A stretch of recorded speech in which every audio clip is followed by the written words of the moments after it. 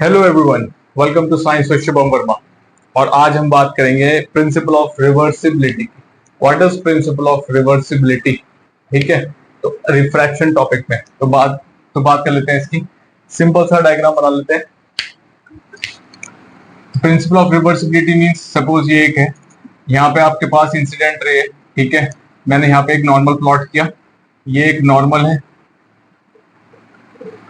ठीक, ये नॉर्मल है, दिस इज इंसिडेंट रे, तो एंगल ऑफ इंसिडेंस आई हो गया। और ये थोड़ा सा इधर बैंड हो गई। ठीक है, ये मीडियम 1 है और ये मीडियम आपके पास 2 है। ठीक, ये हो गया आपके पास are.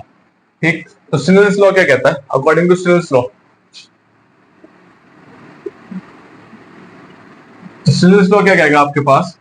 Refractive index of second medium with respect to first medium is equal to sine i upon sine r. ये हो गई क्वेश्चन 1। ठीक है, अब मैं कहता हूं कि सपोज मैंने यहां पर एक परपेंडिकुलर मिरर लगाया, यानी कि रे मिरर पे पड़ रही है 90 डिग्री पे, और जब कभी भी रे मिरर पे 90 डिग्री पे स्ट्राइक करती है तो जैसे जाती है वैसे ही वापस आ जाती है। तो जैसे ही गई थी वैसे ही क्या गई? वापस। ठीक है, अब देखो एरो ऊपर की तरफ है ये वाला, तो ये वापस ऊपर को जा रही है। पहले रे आ रही थी first medium to second medium, अब रे जा रही है सेकंड टू फर्स्ट मीडियम। ठीक है, तो यानी कि ये क्या होगा? 2 1। कहां से जा रही है रे? सेकंड से फर्स्ट में जा रही है, तो फर्स्ट अब सेकंड मीडियम होगा और ये आपके पास फर्स्ट मीडियम की तरह काउंट होगा। तो पहला मीडियम कौन सा है? जहां से रे जा रही है 2, और कहां जा रही है? फर्स्ट में। एंगल कितना है सेकंड मीडियम में? एंगल सेकंड मीडियम में सर आर है। देखो ये चेंज नहीं होगा। अगर ये सपोज 45 है तो ये 45 ही रहने वाला है। ठीक है, ये सपोज 60 है तो ये 60 ही रहने वाला है। सही है, तो अगर ये सपोज 45 है तो यानी कि ये क्या हो गया? साइन आर अपॉन, मैंने बताया था जो पहले वो ऊपर, तो टू में कौन सा एंगल है? आर। फर्स्ट में कौन सा है? आई। ये हो गई इक्वेशन 2।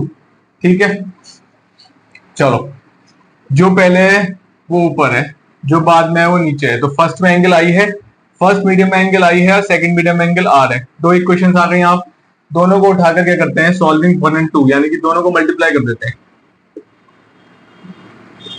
मल्टीप्लाइंग इक्वेशंस 1 एंड 2, दोनों को अगर मैं मल्टीप्लाई कर देता हूं तो क्या मिलेगा मुझे? Mu 1 2 into mu 2 1 is equal to sine i upon sine r into sine r upon sine आई।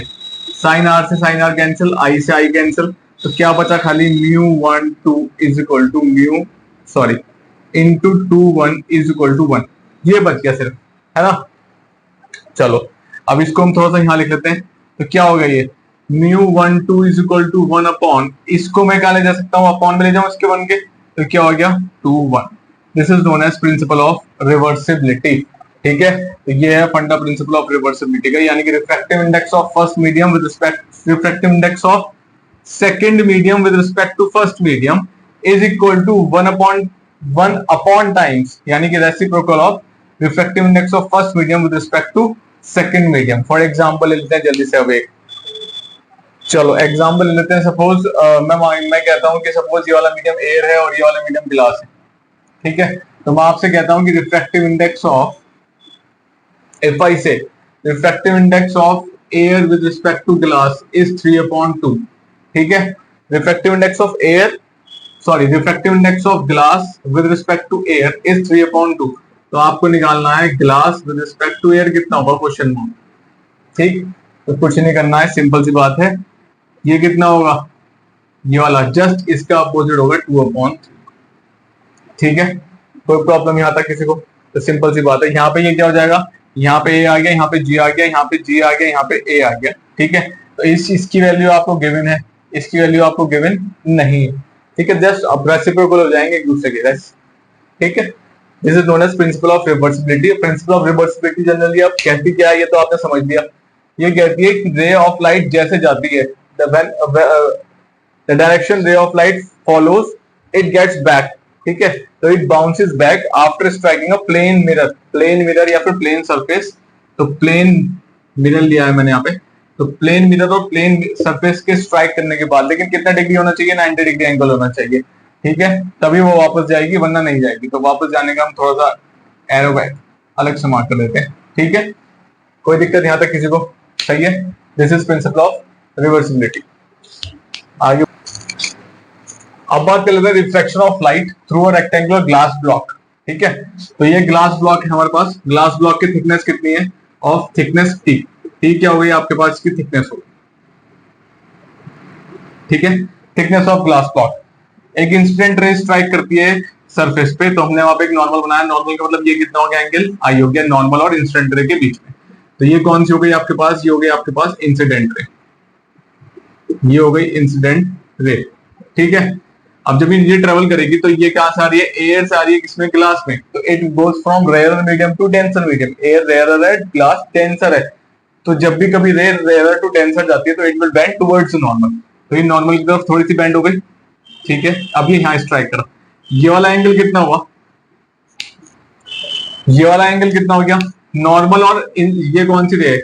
ये रिफ्रैक्टेड हो गई। ये हो गया एंगल आर। ठीक, ये वाला एंगल आर हो गया। अच्छा, अब इस रे को बाहर भी तो आना पड़ेगा। अब बाहर आने का मतलब क्या है? एक और नॉर्मल बनाना पड़ेगा। हमने एक और नॉर्मल बनाया यहाँ पे, एक और नॉर्मल बनाया। तो अब रे पहले तो एयर से गई ग्लास में, अब ग्लास से आई किसमें? एयर में वापस। तो अब ग्लास क्या है? डेंसर मीडियम है, ऑप्टिकली डेंसर मीडियम है, और एयर क्या है? ऑप्टिकली रेयर मीडियम है।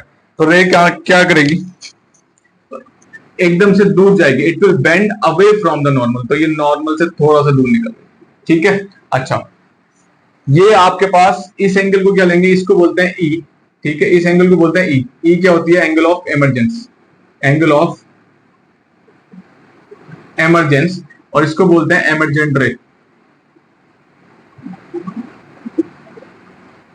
ठीक है, ये हो गया एंगल ऑफ एमरजेंस और इसको बोलेंगे एमरजेंट रे। लेकिन अगर ग्लास स्लैब नहीं होता तो इंसिडेंट रे कैसे जाती? इंसिडेंट रे सिंपल सीधी सीधी जाती सर। ये कुछ इस तरीके से जाती, ये इस तरीके से जाती। अब ये जो रे जा रही है ना, ये कौन सी है? इसको क्या नाम देंगे हम? जो ये इधर से निकली है, इसको हम बोलेंगे क्या? अनडेविएटेड। Undeviated incident ray.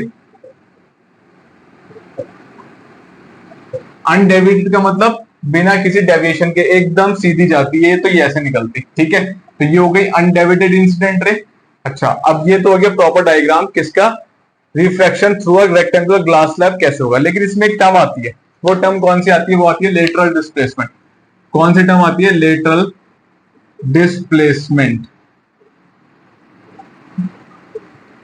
अभी लेटरल डिस्प्लेसमेंट नाम की चीज क्या है?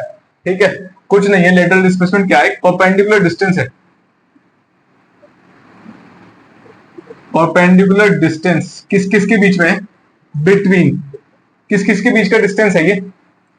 देखो, दो ही चीजों के बीच का डिस्टेंस है, तो ध्यान रखना, मैं डायग्राम पे मार्क कर दूंगा। Distance between undeviated incident ray and emergent रे। दो ही के बीच में डिस्टेंस है बस। ये अनडेविएटेड इंसिडेंट रे और एमरजेंट रे, दोनों के बीच का जो डिस्टेंस है उसे बोलते हैं लेटरल डिस्प्लेसमेंट। यानी कि एमरजेंट रे ये हो गई, अनडेविएटेड इंसिडेंट रे ये वाली हो गई। तो इसके बीच का जो ये परपेंडिकुलर डिस्टेंस है, ये जो डिस्टेंस है, इसी को बोलते हैं क्या? Lateral displacement. ठीक है, इसी को बोलते हैं लेटरल डिस्प्लेसमेंट। है कोई दिक्कत किसी को? ठीक है, सब आ रहा है। तो इसी को बोलेंगे यहां पर लेटरल डिस्प्लेसमेंट। ठीक है, लेटरल डिस्प्लेसमेंट फाइंड आउट करने का एक फॉर्मूला भी है जो आपके पास कुछ इस तरीके से है। लेटरल डिस्प्लेसमेंट का एक फॉर्मूला जो है, ठीक है, इसको फाइंड आउट करने का जो फॉर्मूला है वो क्या है? वो है आपके पास t sine i minus r upon cos r. Generally आपके सिलेबस में इसको क्वेश्चन शायद नहीं आएगा, लेकिन आपको पता होना चाहिए क्या होता है।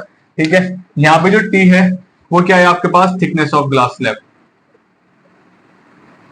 थिकनेस ऑफ ग्लास स्लैब यानी कि ये 2 मीटर है, 3 मीटर है, 4 मीटर है, 5 सेंटीमीटर है, क्या है? ये थिकनेस हो गई। ठीक है, आई हो गया एंगल ऑफ इंसिडेंस, आर हो गया एंगल ऑफ रिफ्रैक्शन, और कॉस आर, आर यहाँ पे एंगल ऑफ रिफ्रैक्शन हो गया। तो ये फॉर्मूला हो गया किसका? लेटरल डिस्प्लेसमेंट फाइंड आउट करने का, और लेटरल डिस्प्लेसमेंट ये है। ठीक है, अच्छा, ठीक, बाकी और भी कोई दिक्कत हो तो आप कमेंट सेक्शन में छोड़ सकते हैं, वहां से चीजें क्लियर हो जाएंगी। अब बात कर लेते हैं, कुछ फैक्टर्स हैं, फैक्टर्स अफेक्टिंग लेटरल डिस्प्लेसमेंट। ऐसे कौन से फैक्टर्स हैं जो लेटरल डिस्प्लेसमेंट को अफेक्ट करते हैं? ठीक है, कई बार पूछा जाए, क्वेश्चन पूछा गया है, तो इस पे भी बात कर लेते हैं। तो ये थोड़ा सा मैं इसको हटा देता हूं।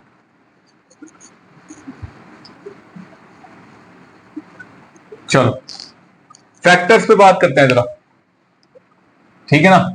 किस पे बात करते हैं? फैक्टर्स। ठीक, फैक्टर्स अफेक्टिंग लेटरल डिस्प्लेसमेंट। कौन से ऐसे फैक्टर्स हैं जो लेटरल डिस्प्लेसमेंट को अफेक्ट करते हैं? तो सबसे पहले आता है थिकनेस ऑफ ग्लास ब्लॉक। सबसे पहले कौन सा आता है? Thickness. Thickness of glass block first है, ठीक है, या इसको हम जनरेट करते हैं टी से, ठीक है।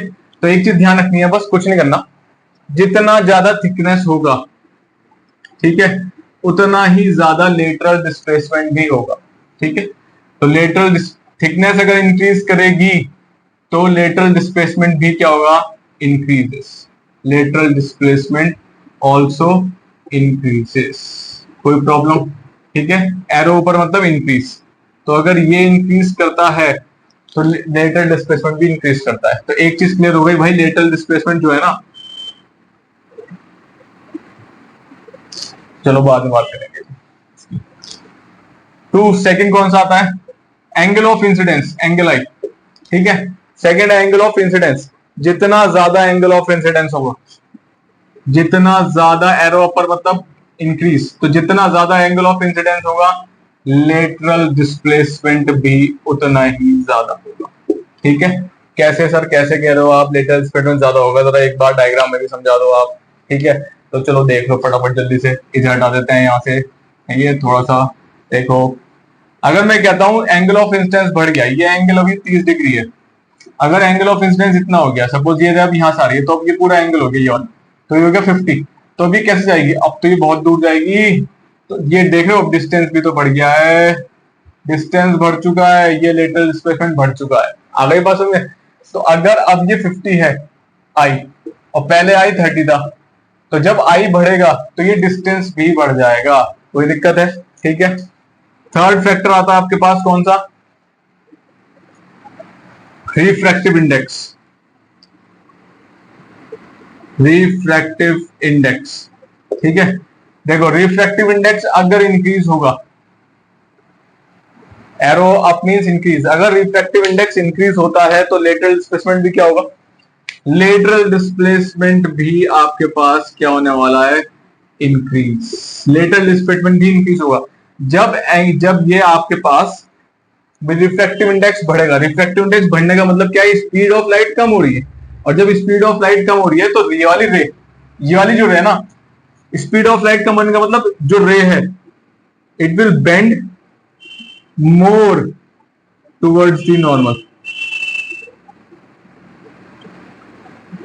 तो रे नॉर्मल की तरफ ज्यादा झुकेगी, और ज्यादा झुकेगी का मतलब देखो, ज्यादा झुकेगा मतलब कुछ इस तरीके से समझेगा, यहीं पे समझा देता हूं मेरे को, इसको रब कर देना सबको फटाफट से। देखो जी, ठीक है, ये रहा आपके पास, ठीक। थिकनेस जितनी ज्यादा होगी उतना रे को ज्यादा ट्रेवल करना पड़ेगा। फॉर एग्जांपल ले लेते हैं, देखो थिकनेस मैंने बढ़ा दी, पहले इतनी थी अब इतनी हो गई, चलो छोड़ो। तो ये ऐसा आएगा, फिर ये ऐसे जाएगी, और ये ऐसा आ रही है कुछ, ठीक है। तो रिफ्रैक्टिव इंडेक्स जितना ज्यादा होगा, तो ये वाली जो रे है ना, ये वाली रे, ये जो एंगल आर नजर आ रहा है ना, ये रे और बेंड हो जाएगी, यानी कि अब ये रे कैसे जाएगी? ये रे यहां से जाएगी, ये देखो जरा तुम, पहले एंगल सपोज 30 डिग्री था, अब एंगल यही बन रहा है खाली, ठीक है। पहले 30 था और अब कितना बनना है? 15 डिग्री बनना है, और रे यहां आ गई। यहां आने का मतलब अभी यहां से जाएगी, तो डिस्टेंस, एक डिस्टेंस तो ये था, एक डिस्टेंस ये, और वो किससे फर्क पड़ रहा है? रिफ्रैक्टिव इंडेक्स से ही। इसका रिफ्रैक्टिव इंडेक्स सपोज 1.5 था, इसके लिए रिफ्रैक्टिव इंडेक्स सपोज 3 था, तो रिफ्रैक्टिव इंडेक्स बढ़ा तो लेटरल डिस्प्लेसमेंट भी बढ़ चुका है। रिफ्रैक्टिव इंडेक्स कम है तो लेटरल डिस्प्लेसमेंट भी कम है। कोई प्रॉब्लम है? ठीक है, आ गई बात समझ में? ये रे आपके पास 2 हो गई, ये वाली रे आपके पास 1 हो गई, फॉर एग्जाम्पल लिया है मैंने, ठीक है। और ये अनडाइवर्टेड इंसिडेंट रे है, कोई दिक्कत यहां तक किसी को? ठीक है। तो ये 3 फैक्टर्स हैं। तो इन 3 फैक्टर से एक चीज क्लियर हो जाती है। पहली चीज क्या, एक ही चीज क्लियर हो रही है क्या, कि जो लेटरल डिस्प्लेसमेंट है वो डायरेक्टली प्रोपोर्शनल है किसके, सबसे पहले एंगल थिकनेस के, एंगल ऑफ इंसिडेंस के और रिफ्रैक्टिव इंडेक्स के। ठीक है, तो यानी कि अगर ये बढ़ेगा तो ये भी बढ़ेगा, ये भी इंक्रीज होगा तो ये भी इंक्रीज होगा, ये इंक्रीज होगा तो ये भी इंक्रीज होगा। कोई दिक्कत? ठीक है, तो हम इन शॉर्ट लिख सकते हैं कि लेटरल डिस्प्लेसमेंट डायरेक्ट प्रोपोर्शनल हो गया तीनों के, तीनों बढ़ते हैं तो ये भी बढ़ेगा, तीनों डिक्रीज होते हैं तो ये भी डिक्रीज होगा। कोई दिक्कत है? ठीक है, तो इन शॉर्ट आप यहाँ ये लिख सकते हैं कि लेटरल डिस्प्लेसमेंट, मैं यहाँ लिखता हूँ डायरेक्टली प्रोपोर्शनल है टी के, ठीक है, डायरेक्टली प्रोपोर्शनल है आई के, डायरेक्टली प्रोपोर्शनल है म्यू के। डायरेक्टली प्रोपोर्शनल का मतलब अगर ये इंक्रीज होता है तो ये भी इंक्रीज होगा, ये इंक्रीज होगा तो ये भी इंक्रीज होगा, ये इंक्रीज होगा तो ये भी इंक्रीज होगा। ठीक है, चलो ये था लेटरल डिस्प्लेसमेंट। अब बात आगे कर लेते हैं, किसी को भी नोट डाउन करना हो तो वो कर सकता है आराम से। ठीक है, चलो सेशन अच्छा लग रहा हो तो लाइक सब्सक्राइब शेयर और कर देना।